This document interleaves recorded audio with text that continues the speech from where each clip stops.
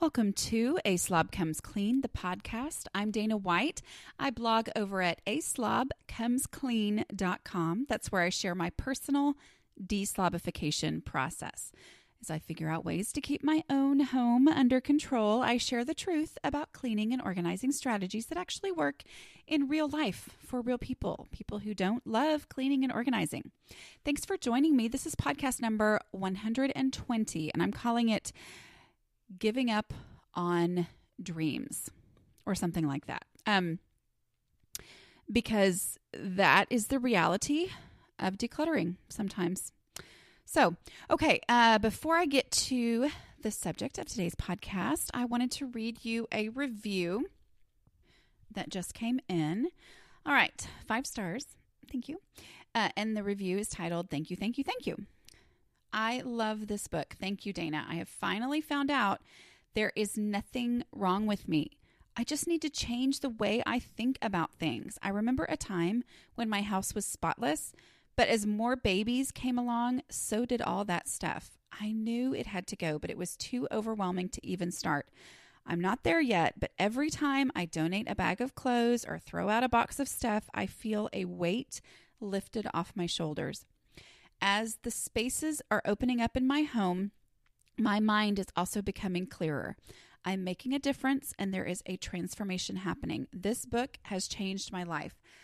Okay, so I should have said what the name of the book was before I started, but I am also the author of the book, How to Manage Your Home Without Losing Your Mind. You can get that wherever books are sold. I have links to lots of different places at aslobcomesclean.com/book. That is the guide for you to get your home under control no matter what state it is in, no matter how overwhelmed you are.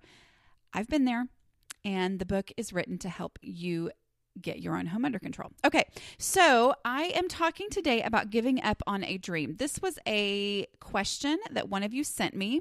Thank you to those of you who send me questions or podcast suggestions. I can't tell you how many times you could probably count it up because I've said it. But anyway, I have gone into my email in my little folder that I call podcast ideas, and it helps me so much. So if you have podcast suggestions, please send them to me at aslobcomesclean@gmail.com or dana@aslobcomesclean.com, whatever is easier for you to remember.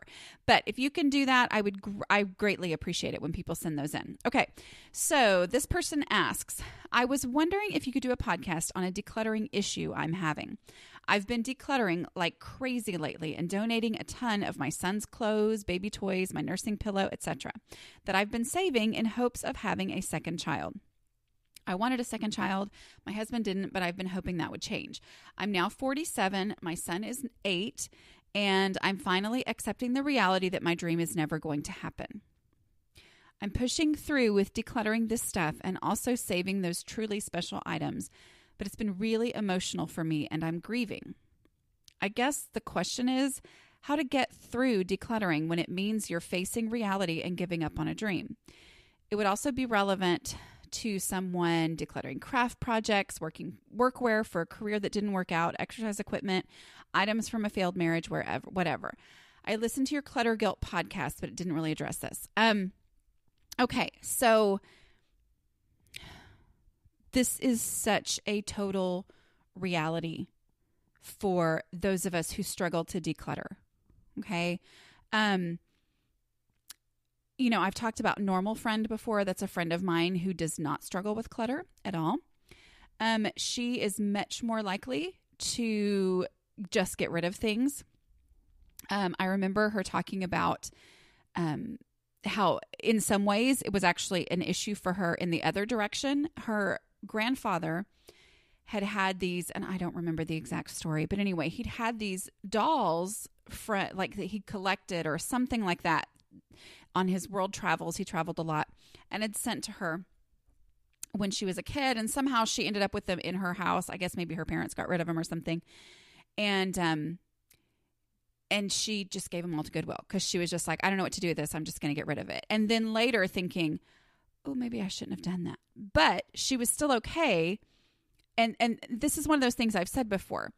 when I specifically talk about her. And what I notice in people who live in homes without clutter, like truly without clutter, their default is to get rid of something. Like if they don't know what to do with it, they get rid of it. People like me, if we don't know what to do with it, we keep it because we think, well, I don't know what to do. So obviously I have to keep it because if it's gone, it's gone. If I keep it, then I can always make that decision later. But people whose homes are always under control, are always clutter-free, default to deciding they would rather live with regret than live with clutter. So their default is to get rid of stuff. So while I will never be that person, I have to look at that and go, okay, I want the clutter-free home. So I can't just do things the way that I used to do them, which was hold on to it because of all the maybes and because of all the uncertainty and unsureness, whatever. Anyway, because I would just hold on to everything because I wasn't confident about whether or not it should go. So instead, trying to look at things differently. But I love this question because I get it. And I have been there. So I'm going to do 2 sections in this. I think it's only going to be one podcast, but you know me, sometimes I'll get to talking and then I'll go, oh, okay, we'll do the next podcast about this. Anyway, but the 2 sections that I'm going to talk about are small dreams and big dreams. Okay, like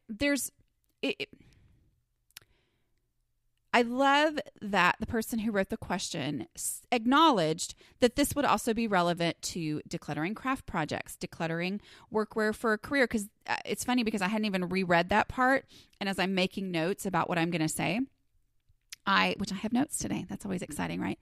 But as I was making notes, I was thinking of, yeah, those things are it's the same concept. It's that not knowing the future and dreaming about what might happen in the future, and that causing me to not be able to get rid of things, or causing a lot of pain when I get rid of things. Okay.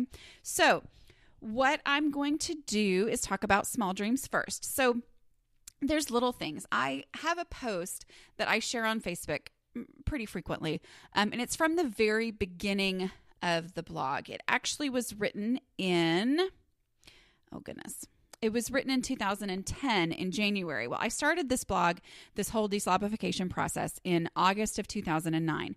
So we are about 5-6 months. I don't want to do the math. Anyway, less than half a year into me really seeking to change my home. The way that I changed my home, first of all, I started on habits. I started on daily things that I had never done daily before and saw this major impact on my home through those. But then I also was decluttering, partly because the daily things were freeing up a lot of time for me to declutter. But I also knew I just had way too much stuff. So I was decluttering. So this is about 6 months in. And I remember this, going through things and just being like, wait a minute, do I really have to get rid of this? Because if I get rid of this, am I admitting that I'm never going to be the person I was dreaming of being when I bought this at a garage sale? Okay. And I'm going to talk about garage sales really quick. I love garage sales. I mean, like, I'm looking outside right now. I don't know if you can hear the birds singing, but I mean, it's early February, so it's totally spring in Texas, but whatever. I'm looking outside and the sky is blue and the word garage sale just crossed my mind, and it just kind of gives me a warm, fuzzy feeling. Like, I love going to garage sales. And there was a time in my life where I was obsessed with going to garage sales. Like, I passionately loved going. I mean, we're talking, couldn't even sleep on Friday night because I had mapped out, and I'm not kidding when I say mapped out, I had mapped out my plan for the next day, like looked up where houses were and decided where I was going first and how. Anyway, yeah, I'd numbered everything in the paper. So thinking about, gotta get there. Okay. And just, what if this thing that they casually mentioned in their ad in the paper is gone by the time I get there? And anyway, I loved garage sales, and I loved the possibilities that they represented. And when things were only 25 cents, 50 cents, I now realize I should not have justified, but I justified buying things because it was only 25 cents. And it sparked a feeling of creativity and possibility in me. So let's say it was some entire set of stamps. Yes, actually, I did have that. Anyway, this entire set of stamping stuff. Stamping meaning, like crafty, you put ink on it and you stamp stuff and create. So it's not just like the person who really does love stamping, and so they go to the craft store and they buy one at a time, and gradually their craft stuff, grows and becomes, oh, maybe I should declutter a little bit. No, I started with the entire set that someone else was decluttering. Somebody else had given up on this dream of stamping. And so I go and I buy 2 full gallon-sized Ziploc bags full of stamps at one time for $1. Did I wake up that morning thinking about how I would like to start stamping? No, I did not. But when I saw it, I went, oh, well, now, you know what I would like to do? I would like to stamp things. I don't know what I would stamp, but I know I could come up with something, and wouldn't it be nice for that to be there? So for me personally, the whole going through my house was starting to identify for me, and remember, I'm talking about the small dreams here. I'm not talking about the actual issue that she started out with, which is a huge emotional issue, okay? But for me, going through the house, when I would stumble upon these small dreams, like I'm going to suddenly be a stamper. I am going to be the person who actually knows what to do and then actually, does it with these stamps that I've bought an entire collection that somebody else was decluttering. But as I would get those, I had to go through and identify, was this an actual dream for me? Or was this a really convenient, creative spark that I brought into my home, but it wasn't actually a dream for me? I've told you the story before about the friend of mine who came to see me in the hospital when I had my second son, because I didn't get to have my shower because he was born on the morning of my shower. But anyway, so she'd come to see me. I don't resent that. I do a little bit. Anyway, so she came to see me and we're sitting there talking, and she says something about, and this was someone very entrepreneurial. At the time, I had no idea I had an entrepreneurial bone in my body, but whatever. So she comes in and she says, we're just talking, and she says how much she would love to get a monogramming machine. And I'm like, I want a monogramming machine. That sounds cool. Like, my mind starts going with the possibilities of what I could do with a monogramming machine. I mean, how cool is that, right? Well, then she goes out and she actually buys a monogramming machine. And now she has a business, like a full-on business with employees, like actually has a storefront. I mean, like has a real store monogramming, all based on that, or was it embroidery machine? Whatever they're called. You know what I mean? They make the monogram. So she started very small. This is now a huge family business for them. I think her website is custombabyboutique.com. Anyway, she makes beautiful, amazing stuff. She has this amazingly artistic eye. But I remember that. And see, that was a creative spark and an idea of what I could be versus an actual dream of what I could be. Okay? The dream stuff for me was my theater costumes. Okay? I was a theater arts teacher, so I did used to use this kind of stuff. And I loved collecting all those kinds of things. And that was a real dream for me to go, how realistic do I need to be about whether or not I should keep this stuff? Like, am I ready to say that I am done with theater? Now, I didn't end up saying I was done. Instead, I grasped this whole concept of containers and I limited it to the number of containers I could comfortably put in a certain space in my garage. And I limited the number of costumes and props and things that I kept to what I could comfortably put in the containers that could comfortably fit in the space that I had available to give to that stuff in my garage. Okay. Have I looked in those containers in, a couple years? No, I haven't. So could I go declutter those? Sure, I could, but we're functioning just fine because they have a space there. Now, as I go through my house, if I came across things that I really, really needed and I really did need to keep in a container in the garage and the only space I had was those, then I would have to make that decision. But I did pare it down and bring it down to this point where it was contained and it was usable. But then there's these other things like I'm talking about with the dreams of things that could happen. So I'm going to read you part of this post that I wrote in 2009. And let's see.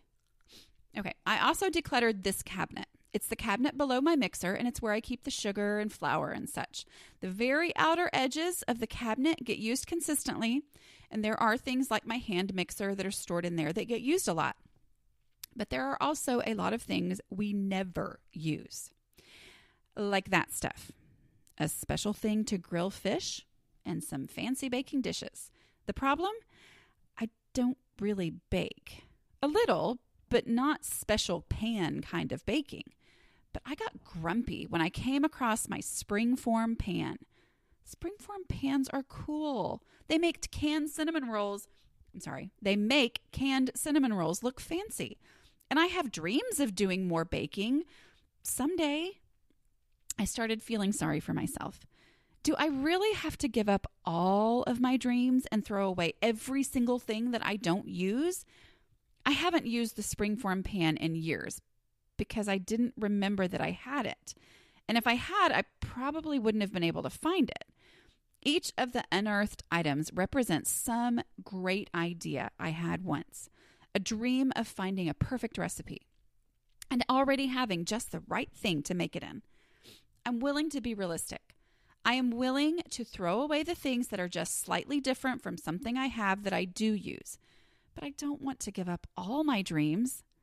Then I kept decluttering and found that I actually had 2 springform pans. So I got rid of one and I kept one. And you know what? When my cabinet looks like this, and there's a picture of it decluttered, I think I can justify keeping 1 springform pan. Look at all that room. Okay, so it's funny to me because so many of what I now have identified and verbalized as my decluttering strategies are in this post right here. Okay? It's did I know I had it? No. It's the realizing that you can make space for something you do want to keep by getting rid of things that you obviously don't need to keep, or change that all to I, because this is all stuff I've done in my own home and figured out on my own stuff. But that's one of the things that I had to realize. I had dreams, but I had an excess of dreams. Okay. I didn't want to get rid of the springform pan. It really made me grumpy because the springform pan represented the amazing cook I'd always assumed I was going to be versus the reality of having very young children and it being a huge big deal for me to spend a long period of time in the kitchen. And so that dream versus my reality, realizing, oh, I had a springform pan. That's really cool, but I didn't even know that I had it. And I've never used it in all this time. I knew that, yes, realistically, I didn't need it. But at the same time, getting rid of it made me feel like I was betraying the dream of what I was going to be one day, what I'd always thought I was going to be one day. Okay. So that was a real huge frustration to me. But what I did here is what I now know to do, which is if there's something that I look at and I go, but I love that thing. Well, what else can I get rid of that I don't care about that actually leaves enough room for me to comfortably have that? You know, I don't have to just get rid of every last thing. The issue is me living within the container that is my house, realizing that the cabinets I have in the rooms that I have, the drawers that I have, those are the limits of how much stuff I can have.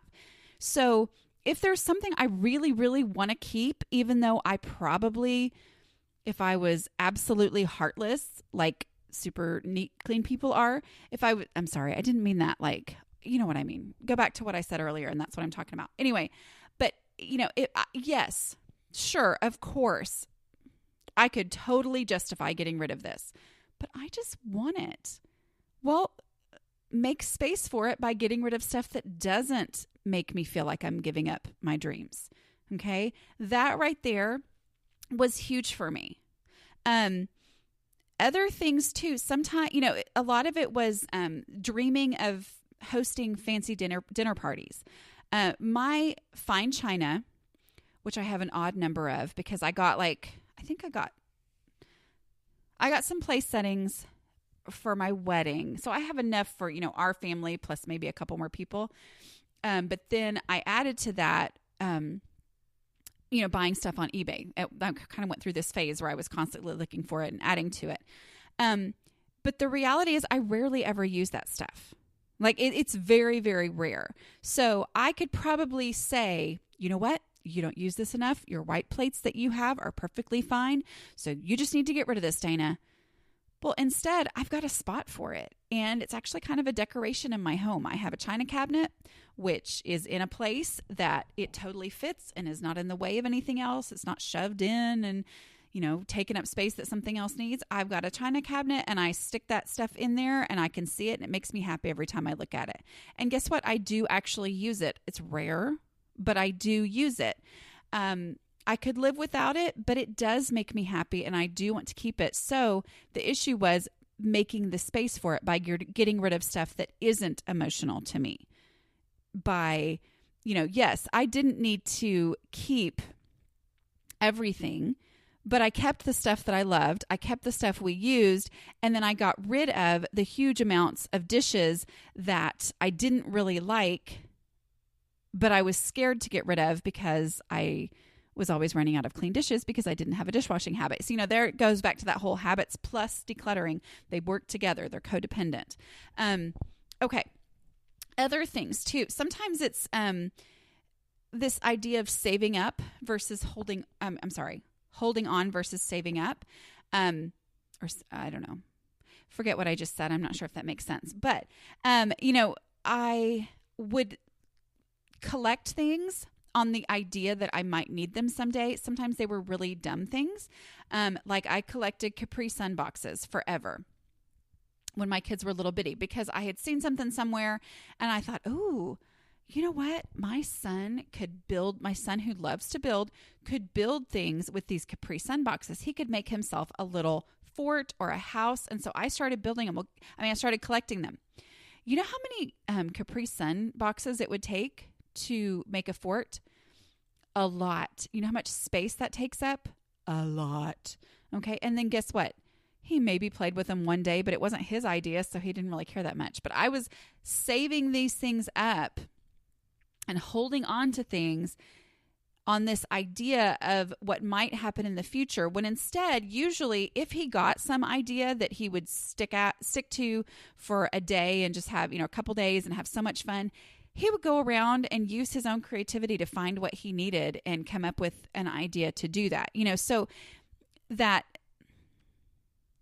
thinking of potential possible ideas for use in the future versus actually just letting those ideas happen and then look around and maybe saving up what you actually need to be able to do that, as opposed to having this huge mass of things that I've been holding on to forever on the possibility that I'll see potential in it in the future. And instead it's just making my house a big disaster that's really hard to maintain. I hope that makes sense. Okay. I think I'm definitely going to go into big dreams on the next one because it's already at 24 minutes. And looking at something that's the same thing like with craft projects. And here's the thing too, is for different people, it's different. For my friend who has the monogramming business, for her to get rid of her monogramming machine would be a huge, real, major decision to make that would involve a lot of grief. For me, it wouldn't for that exact same item. So it's different for everybody. So, for somebody who really truly is super crafty, for them to get rid of craft stuff could be giving up on the big dreams as opposed to the small dreams. So big and small dreams is different for everybody. It's like, what gives you life? What gets you going? What makes you really, truly feel alive and excited? Okay. The main thing that I have as advice on that, and this is coming from having done this myself, it's like with that springform pan. It was a mass of clutter in that cabinet. I didn't know what was in there. I didn't even know I had a springform pan. But knowing that there's baking stuff in there and knowing that I've always dreamed of, being the wonderful baker, or had this idea possibility dream of, oh goodness, well, good mothers are good bakers, right? Whatever. Anyway, but having this idea and knowing that there is baking stuff in there meant that I equated going through that cabinet, getting started with that, with already having given up that dream. And because I didn't want to give up the dream, it kept me from going and tackling that cabinet. And so then nothing happened. And then I had too much junk. And then all the stuff that we did use all the time didn't have room to go. And it just was this ongoing bad spiral downward kind of a thing. So when I look at that, the main thing I've learned is to go ahead and go through it. Don't assume that everything in the baking cabinet is going to make me emotional, because it never does. It's a massive stuff. And generally I look through it and I go, oh, well, this springform pan for some strange reason makes me emotional. But these rusty cupcake things that I've got 6 of, that I've got plenty of perfectly good ones over here, well, those don't make me emotional at all. And then I get rid of those. So it's like, oh, there's always stuff in there, in the mass of stuff or the pile of stuff that isn't emotional to me. And so going ahead and just saying, I'm going to just declutter, even if I don't do this perfectly, even if I don't make every last decision I need to make, I am going to go through this cabinet and get rid of the obvious stuff. And I'm going to take things that have randomly ended up in there that have a home somewhere else in the house. I'm going to take them where they go right now. And just going ahead and using those 2 decluttering questions, getting the trash bag, starting with the easiest of the easy stuff, that it's like it helps me get going. That wheel gets turning. And it's so much easier to make those decisions. And then I'm like, oh, okay, well, this space is decluttered, and I didn't even get to making decisions about the majorly emotional stuff that I thought was going to be majorly emotional. So if for you, it's your crafts or your fabric stash or whatever, if you've had your fabric stash for 30 years, and I know this because my mom has been through it, then, just... it's easy to think of it as a fabric stash, okay, or craft supplies. Where in reality, if you say, I'm not going to make emotional decisions today. I'm just going to go through and look for trash and look for things that are easy and non-emotional for me. Then it's like, oh, yeah, I would never use this fabric. It's ugly. Or I have learned over the years that sewing this type of fabric, I can't stand it. It always drives me crazy. And you're like, oh, well, I can get rid of that. But when it was just one mass of everything together represented the one dream, it feels like I can't deal with it at all. And so it's paralyzing and keeps me from going in and starting on it. So saying, I'm not going to worry about the emotional stuff right now, but I am going to go in and I'm just going to pull out the things that I don't want. Well, so maybe there's broken scissors, or maybe there's one last thing from a project that you did before that you're like, yeah, I would never use that again. Okay. And just diminishing that overall mass of clutter and that pile of clutter is shockingly effective. I'm not crying. I just kind of choked a little there. Anyway, but it's shockingly effective in how it helps me keep going. Okay. And then never underestimate the power of re-decluttering, meaning going through it now, saying, I just can't deal with this right now. So I'm going to leave it, but I'm going to get rid of the obvious stuff. And then when you come back to it in 6 months or a year and you say, okay, I'm going to go see if there's any easy stuff. I can't imagine that there is because, I already got the easy stuff out of there 6 months ago, but I'm going to go tackle it again because it still drives me crazy. Then it's like some of that stuff that was really difficult 6 months ago, 6 months of time and realizing how emotional that felt 6 months ago, and then realizing that I've gone through life and used things and I have a completely different perspective on that stuff than I did the time before. And in the re-decluttering, it becomes so much easier than it was the first time I was trying to make a decision about this. I can't tell you how many times I have re-decluttered a space and come across something and remembered having been, I just don't know. I just love this so much. Can I really, and then the second time when I re-declutter it, I'm like, oh my word. Why was I so worried about that? Because I know I haven't used it in that 6 months. And so me worrying that I was going to need it in the future, and that meaning that I couldn't possibly get rid of it, then living the future and then going, oh yeah, whatever. I don't know why I was so worried about this. It's just shocking to me how it is. So my main advice is to go ahead, go through the stuff and get rid of the easy stuff first. Go ahead and touch it.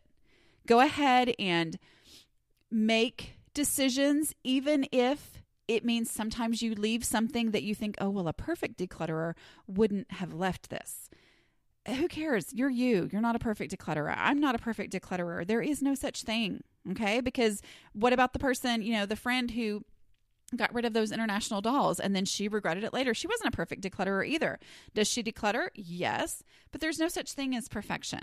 Okay. And why even bother? Why try? Because it only holds me back in things. Okay. So yeah, I am going to turn this into 2 podcasts. So I hope that you will join me next week as I talk about giving up on big dreams. I hope that helped though. Okay. A lot of the same concepts obviously will apply, but go ahead and listen to that one too when it comes out. I wanted to, those of you who are in our Kindred Spirits Facebook group, that is only open as a perk for those who are patrons at patreon.com/A Slob Comes Clean.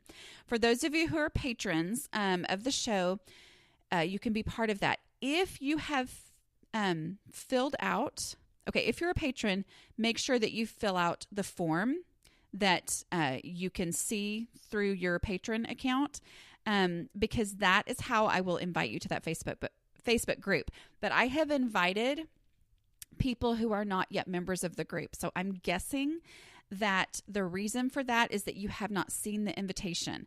The invitation comes to the email that you use to log into Facebook, which I know is sometimes kind of hard because Facebook just stays on all the time and you may forget what email it is. If you've ever been like me, I've done that before, that you use to log on to Facebook. So if you have filled out the form and you don't think you've heard from me, I promise you have. I'm actually doing amazing at keeping records of exactly when I sent the invitation. So look in your spam, go to that email address, check that account, because that's the only way you get the invitation, because it's a secret group that cannot be found on Facebook.